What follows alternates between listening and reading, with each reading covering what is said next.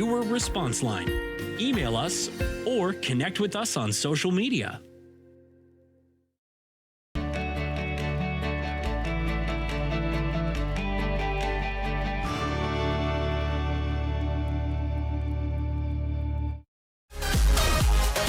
Fun, casual, intimate, and personal chats with artists and creative folks in the LGBTQ plus community and friends, all on Season 7 of On the Couch.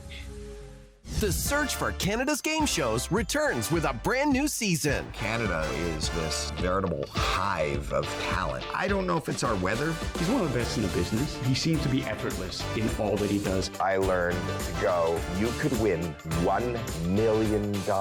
I was channeling my Jim Perry. As long as we have television, I think game shows will be around. The search for Canada's game shows, a special 3-night premiere on Game TV.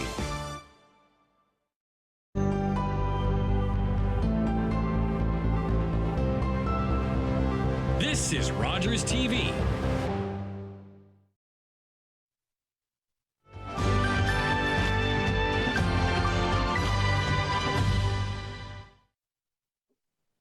Hi, I'm David Shearman. Welcome to Rogers TV COVID-19 special programming. My guest today is Trisha Wright, who is the chair of the board of Safe and Sound, our well-known program in downtown Owen Sound that relates to a lot of people who are on the edges of our community. I think that's a pretty good description, isn't it? Isn't it, Trisha? People are yeah, they're kind of marginalized, right? Yeah, marginalized on the edges. Yeah. Mm-hmm. And Safe and Sound has been around for how long? Since 2007. It's been around for a while. It's really progressed within that time frame from where it started out to where it is now. Very much so, and especially in COVID-19, it's become a huge partner with the county and with the health unit in providing services to people who live in the downtown core and also outside. No, that's absolutely right. Since COVID, we have seen our community partners strengthen. And one of the things that we had discussed when COVID first started was the fact that, a lot of people who are living in poverty or who are homeless, they generally will access public bathrooms, whether it be like a Tim Hortons or a restaurant, to go in and to maybe wash up, use the restroom. One of the issues that really happened that we were like, we got to stay open is the fact that when everything closed, where were these people going to go to have a shower, use the bathroom, to basically just have their basic needs met? So we decided that the best course of action for us was to remain open and be very diligent with our COVID protocols, because we wanted to ensure that those people still had those options and supports within the community to have their basic needs met. And one of the things that you mentioned just in passing was things like showers, things like access to a washing machine to do laundry. Yeah. And those are services that are available at Safe and Sound. That's correct. And I guess people don't think about those services, but they are absolutely essential. Yeah, I'm not sure how many people when COVID started actually sat there and thought, what are these people who have nowhere to live going to do a basic thing like use the bathroom, right? Like, I don't think people were really thinking about that, the majority of people, but of course we were, because that's something that we deal with every day, is just seeing those basic needs being met with those programs that we have. But, we're unable to keep certain other things going when it happens. So like, the foot care that we offered, getting a haircut, those services kind of stopped. We had to put a hold on donations coming in at one point because there was just too much donations coming in and we just could not really get them out the door fast enough. So our kitchen program also, we had to close down. So we've come up with other ways to be able to still provide food for people. And so we have a grab and go program where it's basically a lunch bag full of healthy food options. And then we also introduced a kitchen, in the kitchen, a program where we just had like ready to eat hot oatmeal so that they were individually packaged So then we were still meeting like the regulations, right? And so it's kind of been like an up and down flow, right? So, in February, we had strict rules again, so we couldn't even have people drink at the space, but we were still able to give them something to take with them. And that is something we're really proud of, the fact that we've kind of figured out those things. So I think we also not in partnership and are in partnership with OShare because they've got the kitchen facilities, you've got the service facilities. Yeah, it was like a beautiful partnership. We were so happy that they were willing to take that extra piece on because it 100% allowed us to keep our doors open and focus on those other things. And I think it was really successful. Like my understanding is lots of people, went over to get their lunch or their dinner. So we are really happy with that partnership as well. And Community Foundations. Community Foundations is the one that gave us the grants for the grab-and-go bags and for the breakfast program that we now have.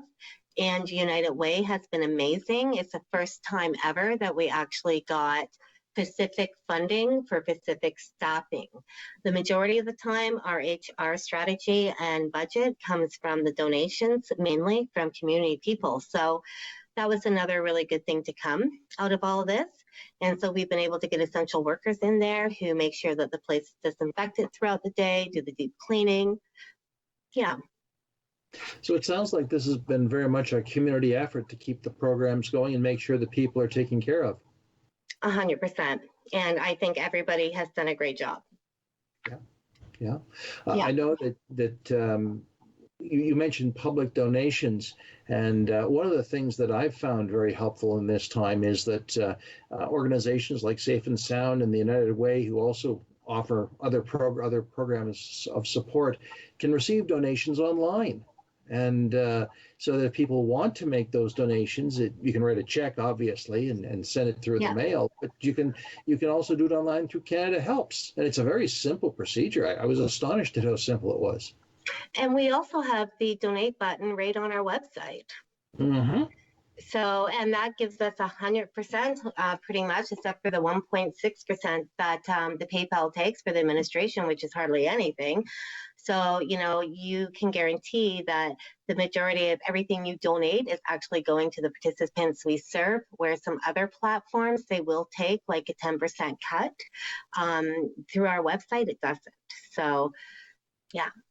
That's even better because we all want to make sure that when we make a donation that every penny goes as much as possible to the organization. So that's a very useful thought. So if you want to donate, friends, just go to the Owen Sound Safe and Sound. Use your Google skills, Owen Sound Safe and Sound, and donate. Thank you. Yeah. So, as I said, we feel very fortunate because we know a lot of people right now are struggling. A lot of people are out of work. It hasn't been easy on anybody within the economy, but I think that I felt like we were going to be harder hit with less donations than what we have previously. So I've been pleasantly surprised. It's not where it always has been, but it's still a really good, like we're getting still some good donations coming through, which is really beneficial for us. Well, that's great, because I know that you've also had a major, one of the problems with most nonprofits, and I'm sure Safe and Sound is in this position, fundraising's been frozen. You haven't been able to have those events that you would normally have, but you did some interesting things around one of your signature events, Coldest Night of the Year, didn't you? 100%. And I have to be completely honest, I'm going to give 100% of that credit to Leon Frisch. So Leon Frisch was the board chair in the past, and now he has finished his terms and he's now the chair of the fundraising committee. So he's done an amazing job. Like, I think they're still counting the donations coming in, but I believe we're at 30,000 right now. One of our major projects that we have been really dreaming about for the last couple of years, and we're hoping to make it come true in the next year or two, is to buy the building. Because one thing that's happening is, we really don't have a large base funding. And so we rely on grants. And there's a lot of grants that aren't accessible to us because we don't own the property. So, if we need I don't know, let's say we needed all new bathrooms upstairs in the transitional housing program, right? If we own the building, we could get some grants for those, specifically for those capital kind of investments. But when we don't, then a lot of grantors are they're not going to upgrade some real estate property that doesn't belong to us. So that is our main goal, is to raise the money for a down payment. So That's wonderful to hear, because I have to say, Trisha, that having been in this community and around the surrounding, the beginnings of Safe and Sound, and know that Leon has had a fabulous role, or it's been a real, this has been really close to his heart, and he's put a lot of work into Safe and Sound over the years. To hear that you're looking to buy the building is a major step forward. It's a huge step, and I'm delighted personally to hear it, but also that it's recognizing it's going to be a challenge. It will, but it will be 100% beneficial for everybody if that materializes. And just to put a little bit into perspective, 4 years ago, we probably were running that program on $80,000 a year. We were going into the red every year. It's been a road to travel, that's for sure. But now we've gone from one staff to now I think currently we have 10 right now. We've just have grown so much and are able to give so much more services to the people. And it's just amazing. We feel really blessed and we're really grateful. So. Now, the county has also been a major partner of Safe and Sound, and much of the support for, I'm sure, for COVID programming has been funneled through the United Way, but also through the county. How has that worked out?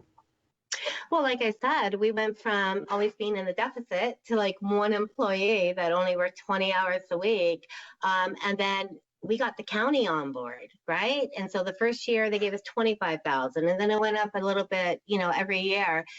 And without them, we would definitely not be where we are right now, because that chippy money, we get it once a year, and it's it helps so much. And so we're really grateful for that and for that partnership with them. And United Way, you're right, a lot of funding has come through for the COVID, and it has been the United Way that has funded the increase in our staffing, right? So we're once again very blessed that we had their support as well. Sure. Now, what specialized programs have you been able to add because of COVID? I think it's indirectly because of COVID. So I think what it has happened is COVID has, it's drawn people closer. And so people are recognizing the needs and the services. We are prepared. So I think it's because of the relationship building that's happened in the last year. But we have in the evenings now, in the wintertime, we started that this year, which is great because we all know the temperature drops in the evening. That's when it's the coldest, right? And so we, got that program going. And then with the city, they actually connected us with being a warming station as well. So, if on a Friday, let's say the staff are working till 9 and it's a blizzard out, now we can say, stay at work. Stay until 11 o'clock or whenever, because it is that cold, right? So those are some things that are new this year. Yes, I noticed that you're partnering with the city, because the city wasn't opening their warming centers at the library and the police station and the Bayshore, for example, that they have in the past, but they've got these centers. They've partnered with you to offer an alternative. Yes, correct. And to be honest, there's another program that we have just created with a new employee. His name is Barry Crackle, and he has developed a new 10-week life skill program for us. And when I read the curriculum, I was just so pleased with it, because it's things that I myself would never have thought of. So some of the basic stuff is plumbing, how to do a basic plumbing fix, right?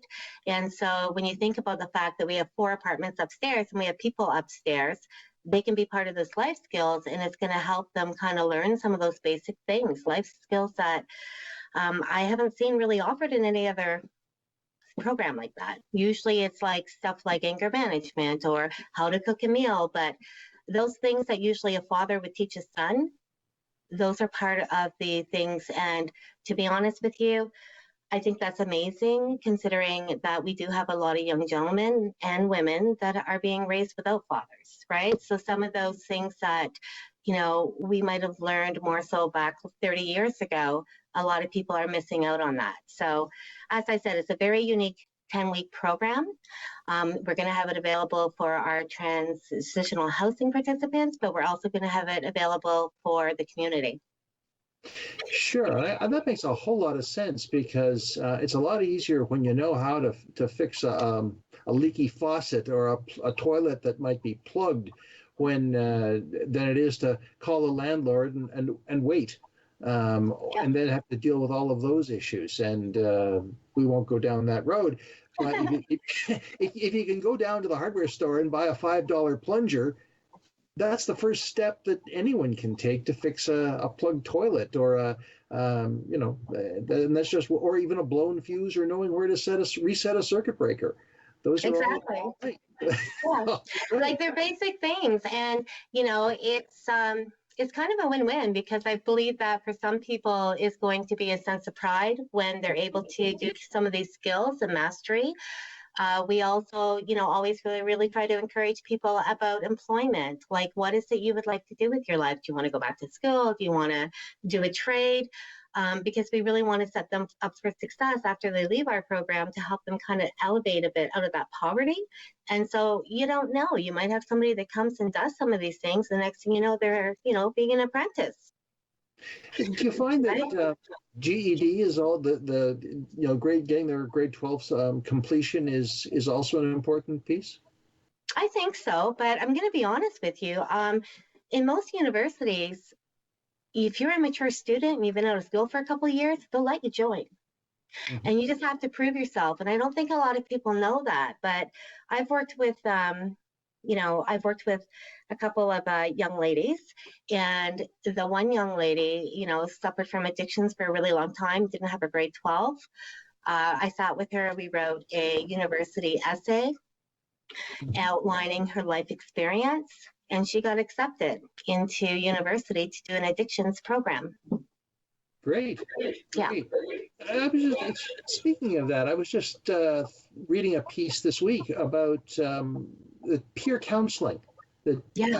Peer counseling is a huge area of growth and promise for anyone who is in that particular situation, that addictions is basically a health problem. It's a medical issue. So, and who better than someone who has been through it?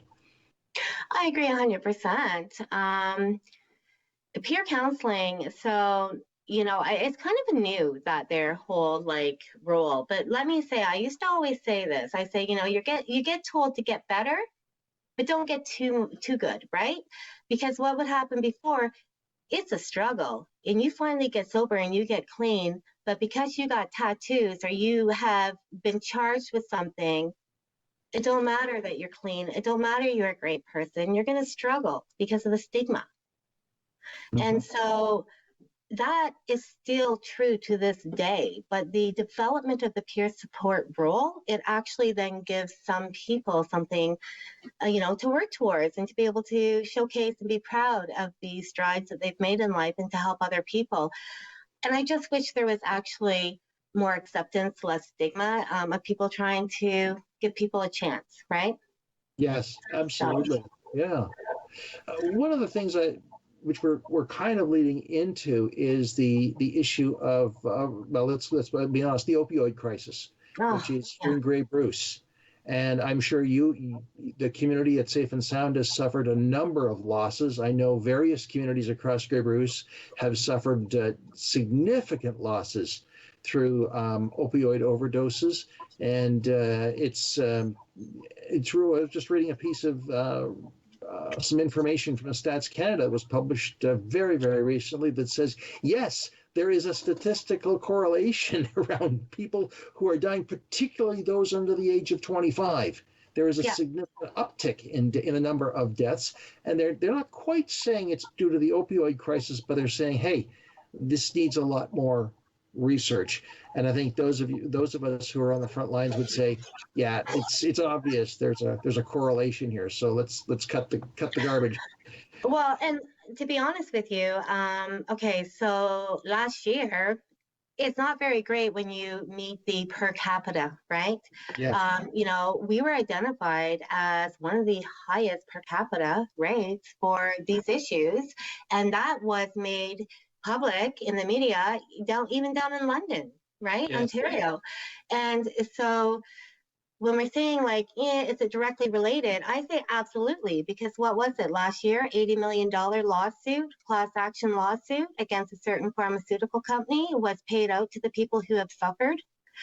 I've seen people who never used a drug in their life get into an accident, and the next thing you know, they were addicted to the pills, right? Yes. And then the next thing you know, the doctor says, you're cured, you're fine. But the person's now addicted. So now this normal person who has never had any issues in the past can't get the pills, and now they're going to the streets and they're buying the same kind. And those are the ones that, unfortunately, they're losing their lives, right? Because there's a big difference between getting something over the counter and getting something from a local drug dealer. We also saw people who smoked marijuana were dropping like flies because dealers were weighing the marijuana up on scales that they weighed fentanyl, and so it got cross-contaminated. It's pretty scary. Yes, I noticed that there have been also some major arrests of fentanyl traffickers in this area, but you're absolutely bang on. There is a serious problem with fentanyl in Grey Bruce, and Safe and Sound is right at the core of it. But I want to state again, this is a medical issue. Addiction is a medical issue and needs to be treated as such. And often it is a mask for underlying mental health issues as well. Yes. Okay. So under the Human Rights Commission, okay, they have now recognized addictions as an actual disability. Sure. So people don't realize that. Everybody always thinks it's like the medical model, but it's just not. Like, it's more than that, right?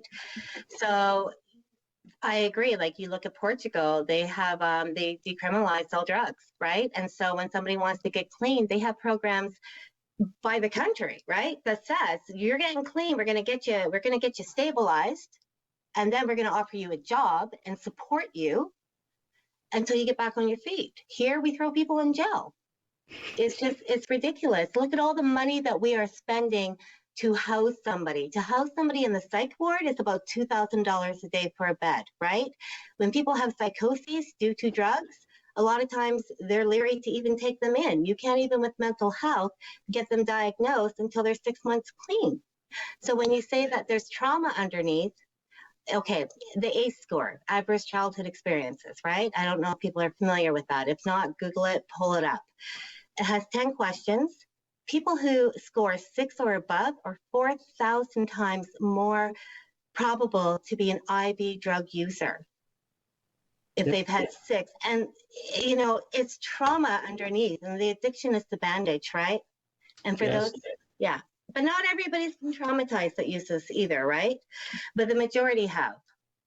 And I think we have to say that it is a complex issue, but it's also, for most people, just understanding the facts that are underlie it are probably the key to understanding the larger issue. And COVID-19 is, if anything, has given us on one hand, it's laid bare the issue of addictions and mental health, but it's also perhaps given us the openness to have this conversation, for you and I to have this conversation on community TV is 5 years ago, I would say, well, we might not have had it, but today, fair game. And it's a good thing to have that conversation. I think, Trisha, it's a mark that we're beginning to have some awareness and some understanding. I agree, 100%. Yeah. Yeah, it is. So let's switch up a bit. And what's the next? What are the next steps for Safe and Sound? We've got about 5 minutes left. So where do you see Safe and Sound being 6 months from now? I'm going to be honest with you. With the COVID climate, it's really hard to give a definitive answer. I don't know. But what I do know is that we have safeguards in place. So we try to have like one employee that 90% of the time works from home. And the reason is if somebody comes in and, they're COVID positive and all of our staff have been exposed, we want to make sure that if we have to send them home to quarantine for 14 days, we still have somebody in the agency that then can figure out how to keep the program going. So we're doing everything we can just to ensure that we're still up and running in 6 months and have the services available. And I think we're in pretty good shape. One of the things that we're hoping to do is slowly reopen our kitchen. And the biggest thing we need right now is going to be volunteers, because we did have about 40 volunteers at one point. And now with COVID hitting, I think we're down to 3. So. And there's many different areas you can volunteer. We have you could do maintenance.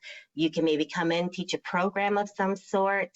You can work on the floor. There's lots of different things. Even driving to pick up donations for us. There's so many little things. And the more volunteers we get, the more that saves us on our staffing budget. And that's more money we can put directly back into the participants. So, we are grateful for the money donations, but if people have time, please, connect with us. We would love to have some new volunteers on board. Great. Yeah. Are you going to be involved in the injection of vaccinations and any of the vaccination programs directly, or have you reached that point yet? Yeah, no, our staff actually went yesterday and got their vaccines.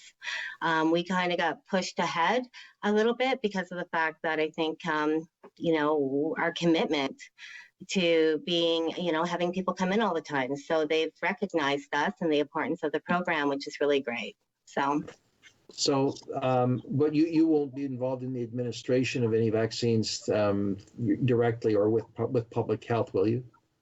Okay, I believe that our staff went down to, I think it was the Bayshore yesterday, if I remember correctly. That's where they have gone. And I know that we are setting up a registered nurse practitioner. So we're going to be offering some health stuff too in the upcoming weeks, actually. And so our ED, she has actually been able to secure some really good partnerships, and that's one of them, right? So whether or not they're going to administer vaccines at this point, I'm unsure. I don't believe so, but if they decide to do that, that will be wonderful, and we'll definitely make it known to everybody. That's great. That's great, because there should be equality of access to the vaccine for everyone, especially the marginalized populations as well. I agree, especially when sometimes, there's safety in numbers. So if you're on the streets, sometimes you want somebody close to you. So are you social distancing? No, but you're surviving. And so we recognize that. So you're right. They definitely should be in the front of getting the shot as well. Sure. Well, it's really good to hear the story of what's happening at Safe and Sound, Trisha. And I really appreciate hearing the good news. And there is a lot of good news. So thank you for the work that you do.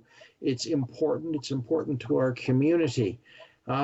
So at this point, we're believe it or not, we're just about out of time. So thank you for sharing us the good news of Safe and Sound. Well, no, and thank you. And once again, we want to thank the community for their support and all our funders. And thank you, friends, for being a part of Rogers TV COVID-19 special programming. I'm David Shearman. We'll talk again. I know. Bye.